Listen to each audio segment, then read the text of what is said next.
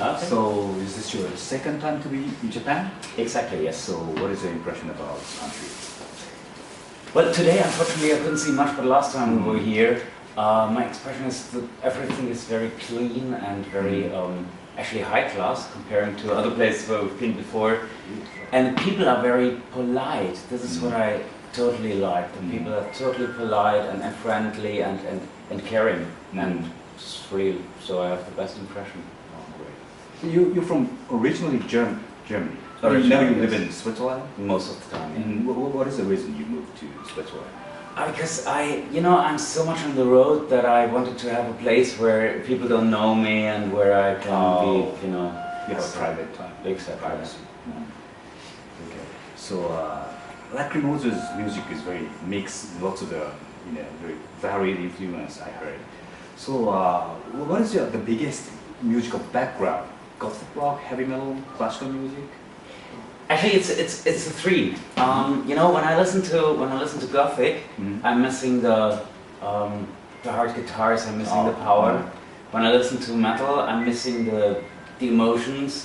When I listen to classical music, I'm missing guitars and drums. So the idea was actually when I thought like, why can't there be a band that combines all that? And I was looking for bands and couldn't find anything, so I started my own band. That was actually the kickoff. So you make the music you want to listen to? Exactly. Okay, great. So, who are the biggest influence? I mean, artists, classical composers, heavy metal players, whatever. So who are the biggest influence? Well, actually, music? Speaking classically, it's actually Mozart. In the metal scene, it's definitely Metallica.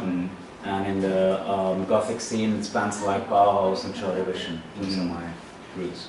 Mozart. So you took the Lacrimosa from the Requiem of Mozart? Exactly. So are you officially trained as a classical musician? Or? No, I never had any lessons or anything. So the classical arrangement, you do it by yourself, your own way? Yeah. Oh, that's great. I mean, I had 25 years time to practice. So then, how do you describe your music? At first, I found Lacrimosa in the context of so-called Neue Deutsche Todeskunst. That was actually a joke from a German journalist. Oh, it was a joke? Yeah, that's funny. Because they used to be in the 80s in Germany, there was some kind of music scene, they called it Neue Deutsche Welle, yeah? It means like a new German wave.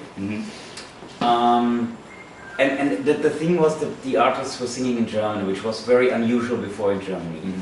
So then when Lacrimosa and some other bands started and singing in German, he wrote this article like, oh, now that's the Gothic part of it, so, and he called it Neue Deutsche Todeskunst. But actually that was just meant as a joke, and none of those bands ever considered themselves to be something like that.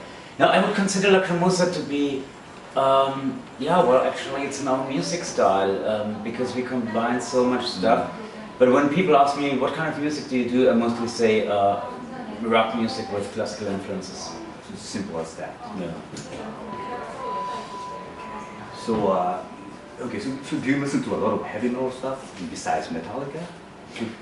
Yeah, actually I was in the 90s, I was very much into all those death metal bands. Oh, really? Yeah, totally, like Gorefest and Gorefest. Paradise Lost and all that stuff, Benediction and stuff.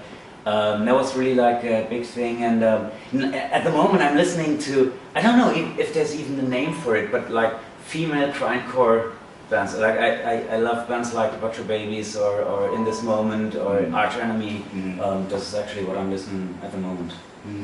Well, I didn't know that. I know you were into heavy metal, but I didn't know you were into that kind of extreme stuff.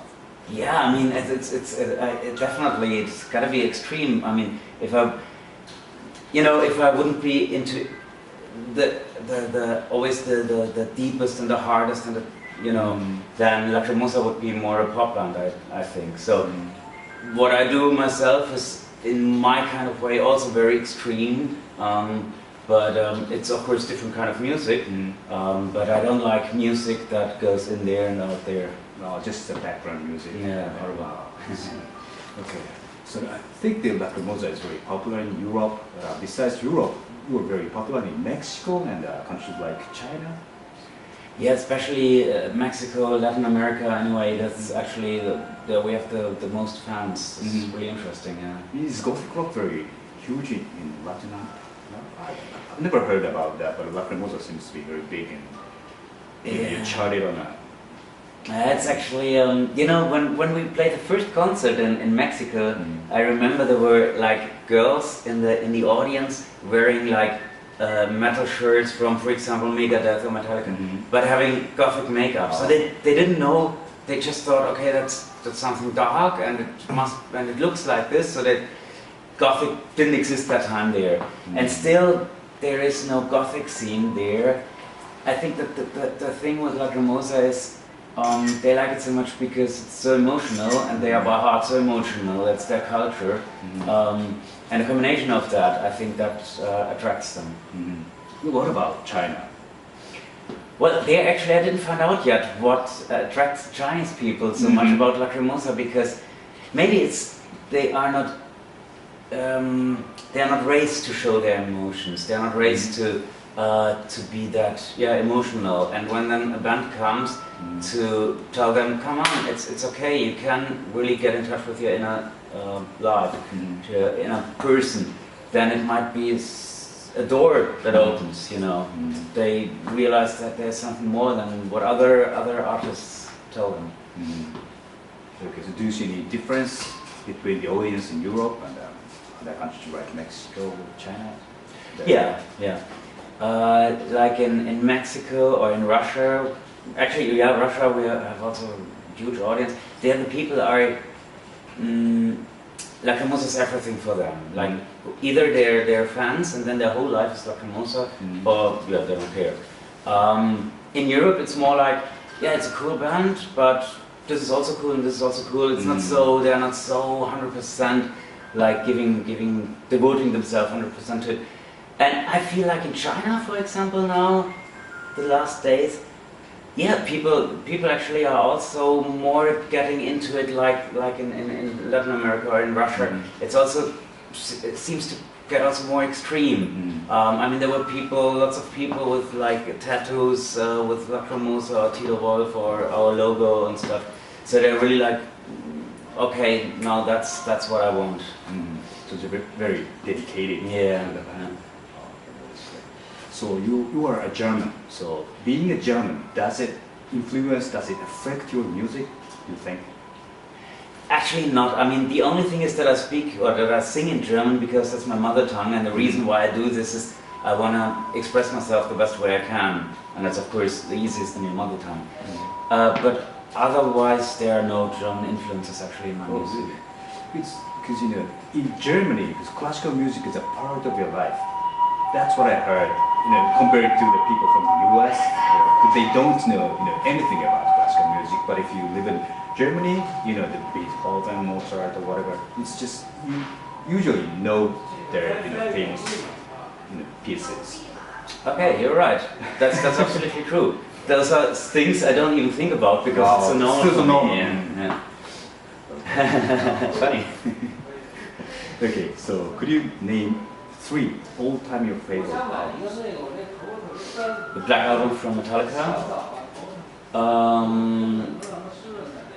the Final Cut from Pink Floyd, and well, actually, let me also put in the Requiem from Mozart. I mean, it's not an album; he didn't design it as an album, but yeah. Did you have any preference? Who's the conductor or? Yeah, actually there's Herbert von Karajan. He made he made 2 recordings, and I prefer the one from '76 with the Berlin Philharmoniker. That's very good. Okay, so could you recommend some newer, younger bands?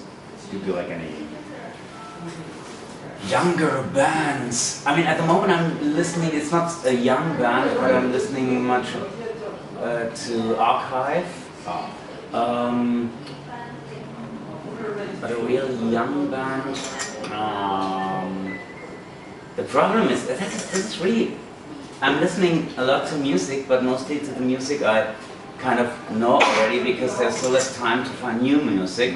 Like for example now on this tour my MP3 player broke down, so I had to get new music, and of course then I didn't check out like, oh, is that good or is that good. I just bought those albums which are the most important now to me, which was for example now yeah, the new one from Arch Enemy and stuff like that. So but the really baby band I don't know at the moment. So do you have any bands with whom you feel sympathy, you know, maybe who had the same vision as Lacrimosa? Because in Lacrimosa is very unique, you know, different from other bands, but do you have any other bands you feel sympathy with? Yeah, I always like if bands do their own stuff, if they have their own approach to something, and if they're not copying. You might remember, like in the 80s, every second Gothic band was listening to Sisters of Mercy, and they also sounded like Sisters of Mercy. And the others sounded like Fields of Nephilim. So I like when people have their own approach, and so for example, I don't know if it's known here, a good friend of mine who is doing B&B Nation, that's an electronic band. It's totally different music, and the fans of his band, they hate our fans, and our fans hate his band, but we are good friends and we like each other's music. What's the problem? This is totally funny. What do they call it? B&B Nation. B&B Nation. Yeah. Okay, so for the last, could you give the message to the Japanese fans? Of course.